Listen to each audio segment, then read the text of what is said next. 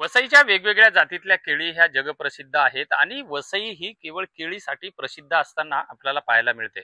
मात्र आता याच वसईमध्ये केळीसोबतच आता फणस सुद्धा पिकायला लागलेत असं दृश्य सुद्धा नालासोपारा नाळे या गावाच्या वाळुंज या परिसरातल्या आनंद पाटील यांच्या शेतातल्या एका फणसावरून समोर आलेलं आहे. मी आता त्यांच्या शेतामध्येच आहे.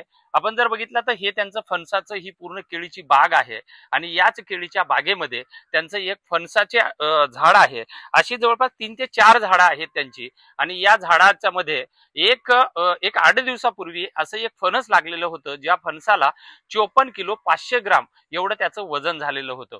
जेव्हा त्यांनी फणस काढलं तर मोठ्या कसरतीनं हे फणस काढलं आणि त्यानंतर त्या फणसाचं वजन केल्याच्या नंतर ते 54 किलो 500 ग्रामचं वजन पाहिल्याच्या नंतर पूर्ण शेतकरी आणि आजूबाजूचा परिसर सुद्धा अचंबित झाल्याचं शेतकऱ्यांकडून सांगण्यात आलेलं आहे. आपण जर बघितलात तर कारण फणस आणि कोकण याचं एक वेगळं नातं आहे आणि हा फणस जो आहे हा कोकणातल्या रत्नागिरी रायगड वगैरे या साईडला जास्त पिकल्या जातो असं सांगण्यात येतं. मात्र हेच फणस आता वसईमध्ये सुद्धा पिकल्या जात आहे. त्यामुळं केळी सोबतच आता फणस सुद्धा या ठिकाणी या शेतकऱ्यांना एक आधार देऊ शकतो असं चित्र सध्या या ठिकाणी निर्माण झालेलं आहे. माझ्यासोबत स्वतः या ठिकाणचे शेतकरी आनंद पाटील आहेत. आनंदजी, काय सांगणार तुम्ही की जे फणस आपल्याकडे जे पिकलं त्याचं काय वैशिष्ट्य होतं, कसं झाडाला लागलेलं होतं, किती फणस आलेले होते? बरं, हा फणस जो आहे तो एक आमच्या मावशीकडून आम्ही एक त्यांनी फणसाची घरे पाठवलेले पिकलेले आणि ते एकदम गोड आणि मधुर गोड असे होते. तर मी विचार केला की ह्याची काही आपण रोपं करून लावूया. तर त्यातलं आम्ही एक झाड करून लावलं साधारण एक 8-9 वर्षापूर्वी. आणि ते झाड 8-9 वर्ष झाले तरी पण त्याला फणस काही धरत नव्हते. पण मागे 1-2 वर्षापासून छोटे छोटे फणस यायला लागले आणि ते गळायला लागले काळे पडून. नंतर ह्या वर्षी त्याला 3 फणस चांगले लागले आणि ते आकाराने पण मस्त वाढत गेले. त्यामुळे आम्ही काही ते काढले नाहीत.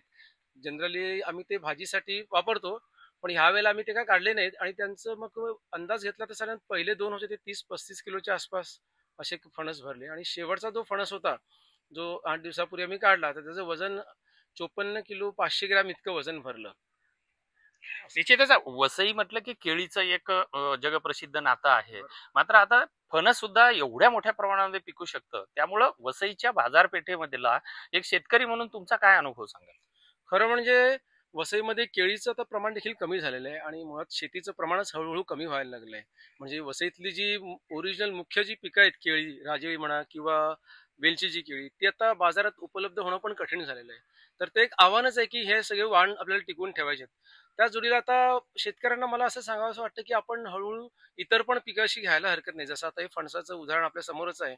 चांगल्या जातीची जर फणस लावले तर ते देखील आपल्याकडे होऊ शकतात. तर शेतकऱ्यांसाठी एक चांगली संधी आहे की त्यांनी शेतीत निरनिराळे प्रयोग करून असे आपल्या उत्पन्नाचा स्रोत वाढवायला हवा. जे फणस तुम्हाला मिळालं, जेव्हा ते फणस तुम्ही बघितलं, त्याचं वजन केलं, त्यावेळेस तुमच्या काय भावना होत्या आणि तुमच्या आजूबाजूंच्या काय भावना होत्या? खरं म्हणजे हा एवढा प्रचंड मोठा फणस आम्ही पहिल्यांदाच पाहिला आणि आमचे जे काही जुनी काका वगैरे आहेत ज्यांचे 90-95 वगैरे वय झालंय, ते पण म्हणाले की इतका मोठा फणस आम्ही आजपर्यंत कधी पाहिला नव्हता. तर तो झाडावरून उतरताना खूप आमचे हे झाले, म्हणजे खूप त्रास पडला.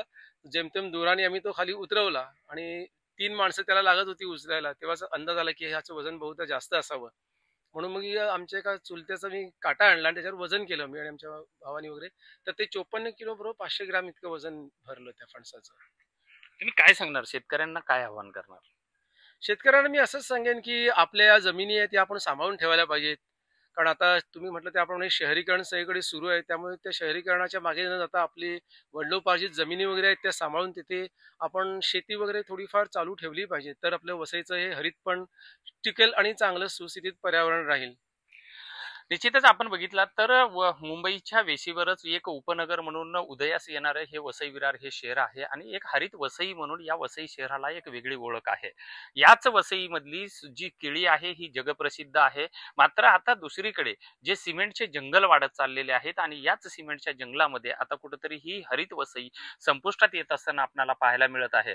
त्यामुळे इथल्या प्रत्येक शेतकऱ्यांनी जर या हरित वसईला टिकवलं आणि याच शेतीमध्ये, या हरित वसईमध्ये जर शेती केली, चांगली चांगली पिकं घेतली, तर इथला शेतकरी हा निश्चितच सुदृढ आणि चांगल्या पद्धतीने प्रगतशील बनू शकतो, हे या सर्व घटनेवरून समोर येत आहे. विजय गायकवाड, TV9 मराठी, वसई.